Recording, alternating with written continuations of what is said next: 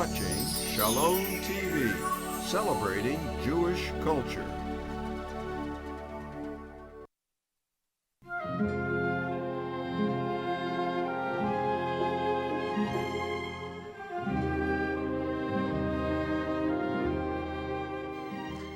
Hello and welcome to another in our series, Jewish 101, a series for anyone who wants to learn more about the basics of the Jewish tradition and really all things Jewish.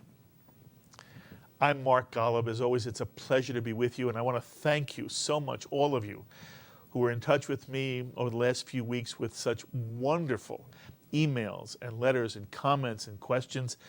And I've tried to address many of them through email, but many of you have raised issues which we'll be discussing on future editions of Jewish 101. So again, right now I just want to thank you, and I hope all of you continue to enjoy this series. So far in our series together, we've focused on two aspects of what Jewish is all about. First, that a Jew is not a member of a religion, but is a member of a family, with family members who live all over the world. And the other thing we've stressed is that this family has a special preoccupation. At one point I called it an obsession, but a passion. And the passion is for understanding what it means to be a lovely human being. And the entire effort of the Jewish people is expressed by one Hebrew word, Torah. Not the Torah, but Torah, a way of viewing and embracing life. That the Jewish family has at its core a raison d'etre, something that drives us, that keeps us together.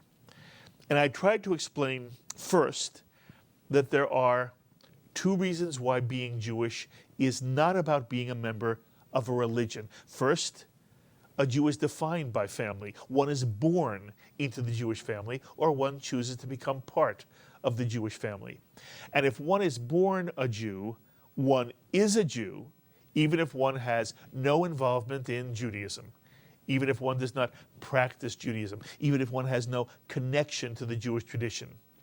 But one is still part of the family.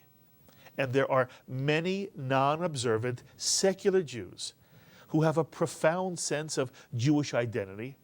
They bind themselves to the Jewish future and to the fate of the Jewish people. They may be passionate about the state of Israel as the home of the Jewish family, the Jewish people. But at the same time, they are non-practicing Jews. And they are Jews, and they'll always be considered Jews because they're part of the Jewish family. Being Jewish is all about family. And the second reason why the word Jew is not a religious designation is that religions tend to be based on faith and what a person believes, especially about God. And we've discussed this before. While to be sure and without question, the Jewish tradition has a profound notion of God. What to me is marvelous about the Jewish tradition is that the Jewish tradition does not begin with God. The Jewish tradition works towards a feeling for God, or what the Jewish tradition beautifully describes as a feeling that the Shekhinah, which is a word in Hebrew that refers to God's presence, a feel that the Shekhinah, God's presence, walks at the right hand of every human being. And part of the challenge and the quest of life is simply to be open to that feeling of the Shekhinah, of God's presence in one's life.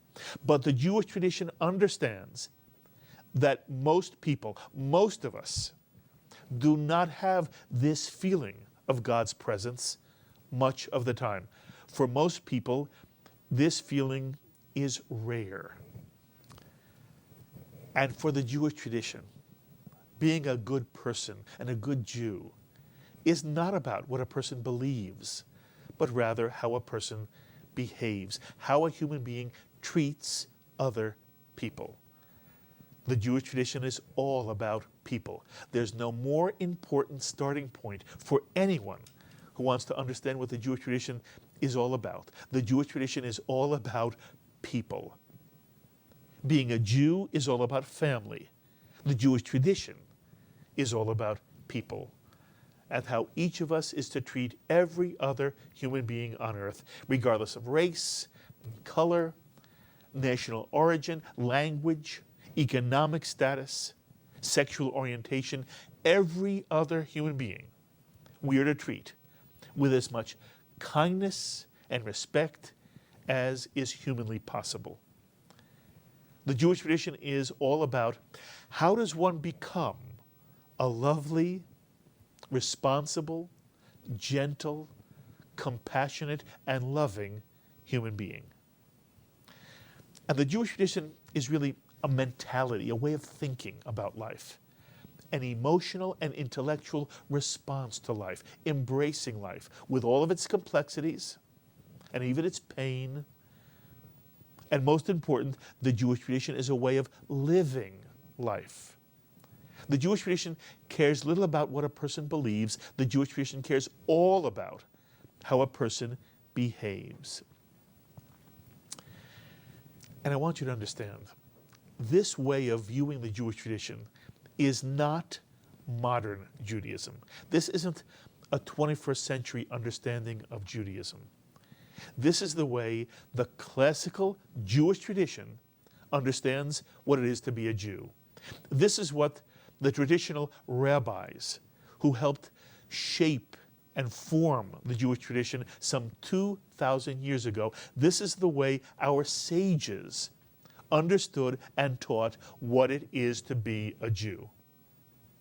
And the rabbis who shaped the Jewish tradition, and understand, when I speak of the rabbis, I'm not referring to someone like myself. I am a rabbi in the sense that I'm a teacher of the Jewish tradition, and the word rabbi means my teacher. In this sense, I am a rabbi, and I have a wonderful congregation in Connecticut, which I've been privileged to serve since the early 1970s. That is the sense in which I and most other rabbis, congregational rabbis or teaching rabbis, are rabbis today. But when I refer to the rabbis, those sages who created the Jewish tradition as we basically know it today, I'm speaking of great Jewish scholars who lived anywhere from the 3rd century BCE, before the Common Era, which is how Jews referred to what is commonly called BC. These great Jewish scholars lived anywhere from the 3rd century BCE through the 6th century CE. And CE refers to the Common Era, what others call AD.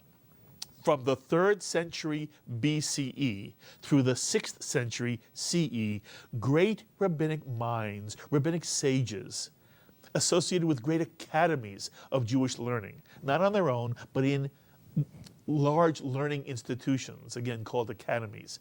These great rabbis created and shaped much of the Jewish thinking and the Jewish way of living, which the entire Jewish world understands as the Jewish tradition.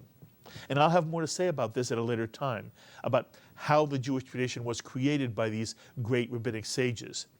But whenever you hear someone speak about the rabbis or the sages, the reference is to those generations of amazing Jewish scholars with an incredible grasp of both prior Jewish learning, Jewish texts, and human nature. These rabbis had an amazing understanding of human nature, of what drives human beings, of human frailty as well as human transcendence.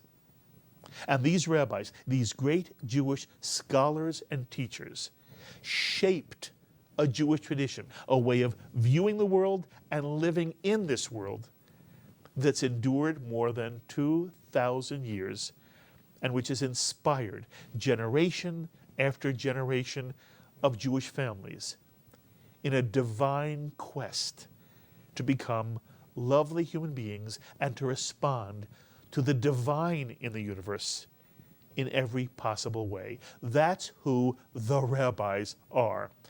And when you hear me or any teacher of Judaism refer to the rabbis, they tend not to be speaking about themselves. I'm not speaking about me when I talk about the rabbis. I'm speaking about the great rabbinic scholars and sages who shaped the Jewish tradition. And these rabbis are the ones who try to explain that the Jewish tradition is first and foremost all about people, and that one rarely begins with God, but one comes to God through one's relationship with other people. And the rabbis often communicated and taught their ideas through wonderful stories. The Jewish tradition loves to tell stories. In the story, there's always a message, a rabbinic pearl, a gem. And the general word for these rabbinic stories, and this is a word you're going to hear me use over and over during this series. It's a very important word for you to become familiar with and comfortable with. The word is Midrash. Used as a general word, the Midrash refers to any story or legend which the rabbis tell to teach a moral, to teach about the human condition. And it's through the Midrash that the rabbis interpret the Torah. The Midrash to the Torah explains what the rabbis understand the Torah to really mean. And I'll have more to say about how Midrash is the key to reading Torah and to understanding Judaism. But for now, I just want you to become familiar with and comfortable with the word Midrash and how it is Midrash that communicates the rabbinic view of the world. The Midrash encompasses rabbinic philosophy and theology and what's become the Jewish understanding of life. For anyone who wants to understand what Jewish is all about, one looks to the Midrash. And I take this time to explain who is referred to by the term the rabbis. And I want you to understand the importance of the word Midrash. So I can tell you now a wonderful Midrash that articulates how the Jewish tradition understands that people come to God. And this Midrash is based on one of the most well-known verses from the Bible, from the Book of Ruth. And in the Jewish tradition, Ruth is understood to be the first convert. And the biblical story of Ruth goes something like this. There was a time of famine in the land of Judah.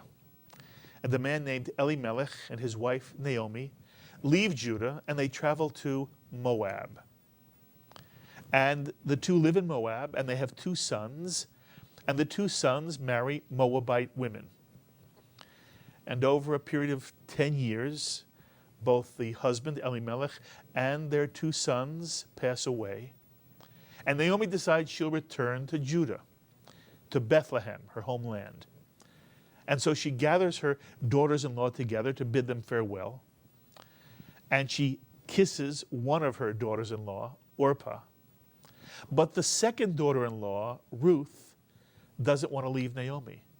She loves Naomi very much and wants to be with her forever.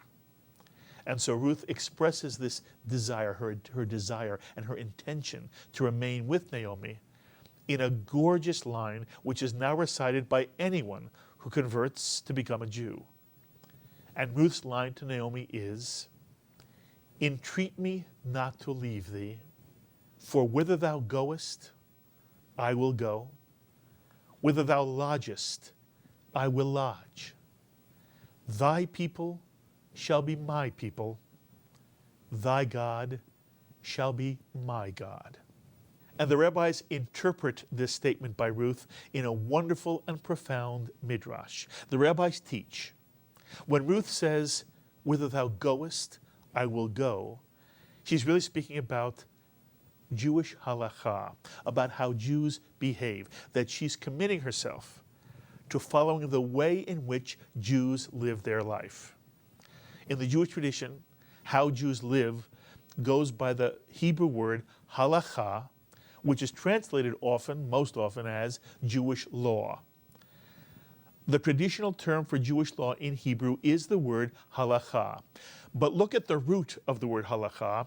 It's from the Hebrew verb lalechet, which is the verb for to go or to walk. What the English phrase Jewish law is all about to the rabbis is how a Jew walks along life's path, how a Jew goes in life. That's halakha. This is why it's appropriate to say that the Jewish tradition is not primarily a system of belief, but is a way of living, a way of traveling along life's path. Halakha is the way a Jew acts and behaves as the Jew journeys through life. And to the rabbis, when Ruth says, "Whither thou goest, I will go," she really means that she's committing herself first and foremost to following halakha and to living the life of a Jew. And then Ruth says, "Whither thou lodgest, I will lodge," which the rabbis interpret to mean that Ruth is committing herself to live among the Jewish people, with the Jewish people.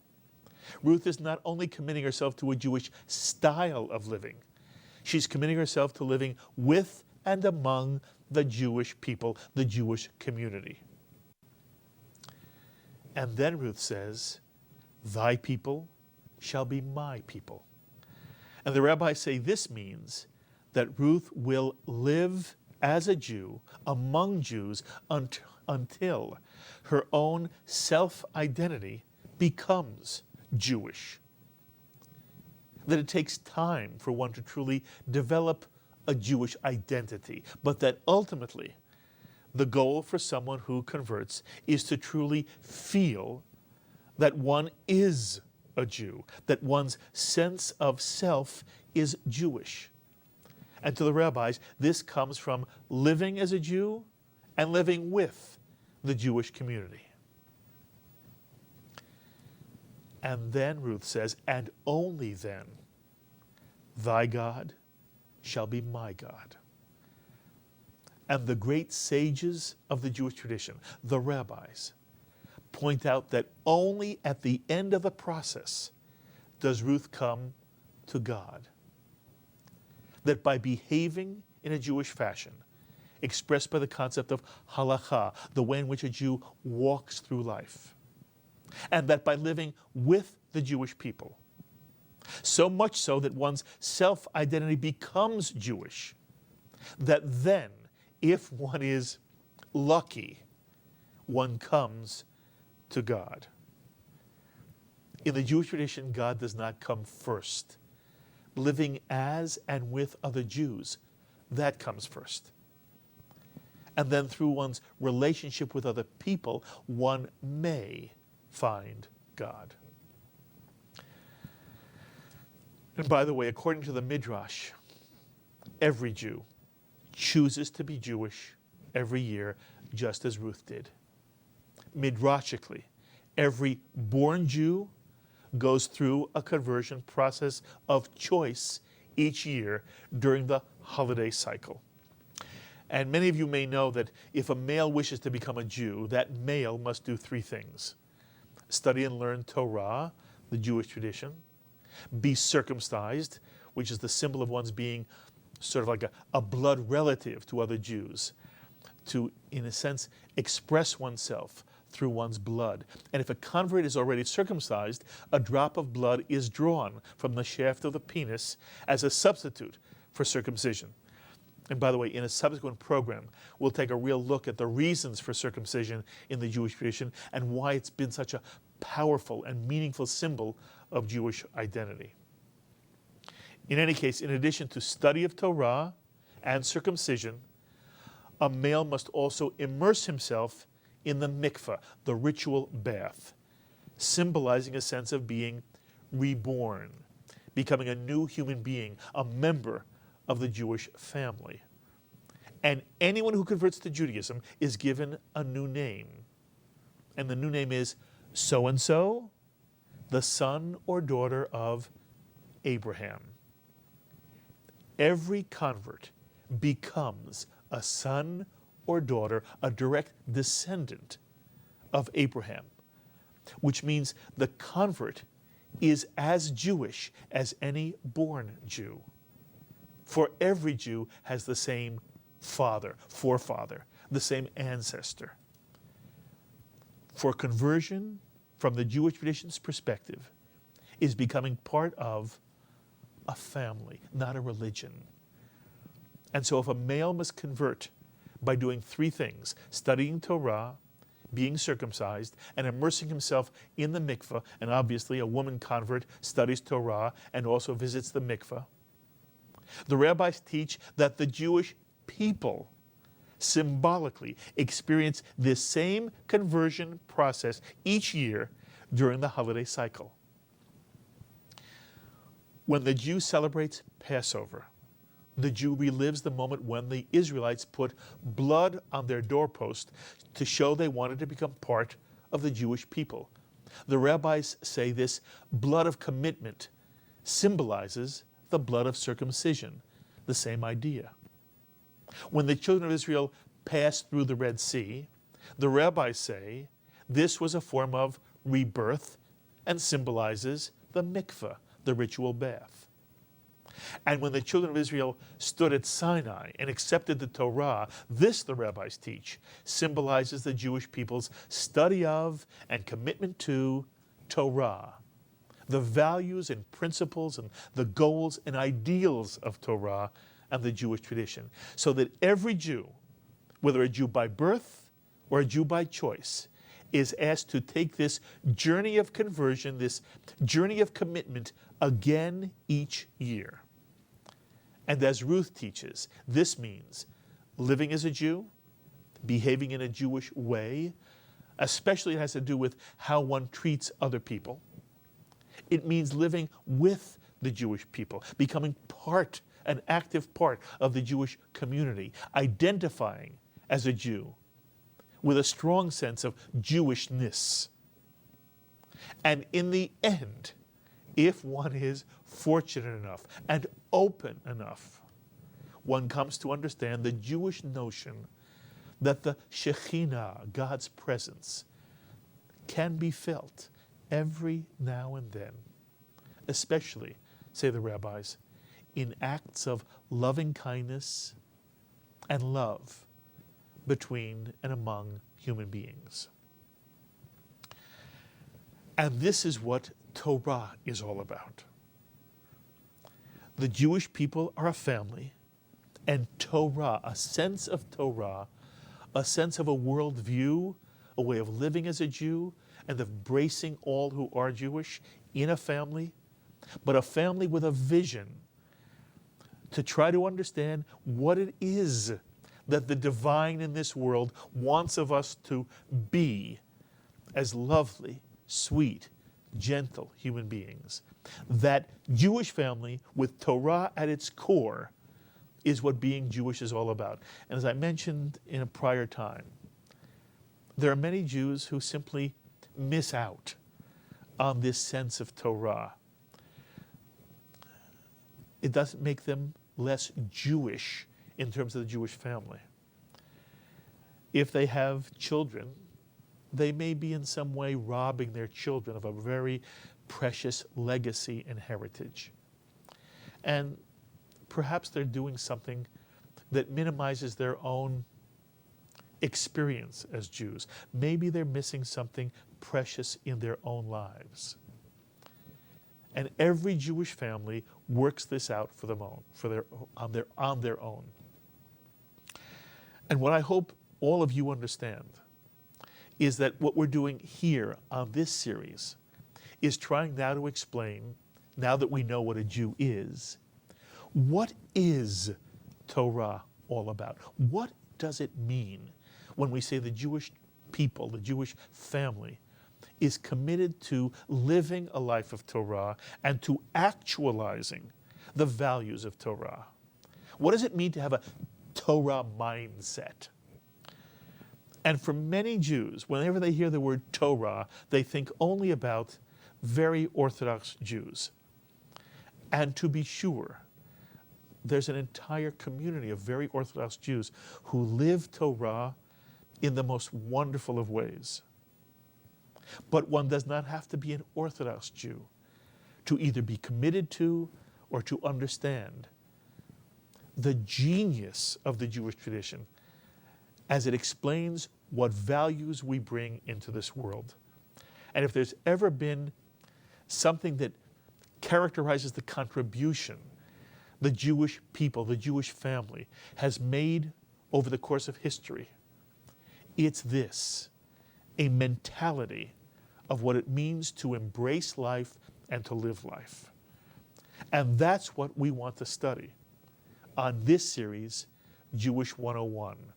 I want to now go to how is Torah put together, to explain more about the process of studying Torah. And after studying the process of Torah, we'll actually begin to look at what the Jewish tradition says about life and how human beings and Jews are to live life. And we'll begin this process by actually reading passages from the Torah with the Midrash, with the rabbinic commentaries and explanations that reveal what the Torah really means to the Jewish tradition. I hope you'll join me. As always, I also hope you'll be in touch with me with your reactions and thoughts, any questions you may have to this session of Jewish 101. Please email me or write me this week. And so until the next time, I'm Mark Golub. Be well, my friends.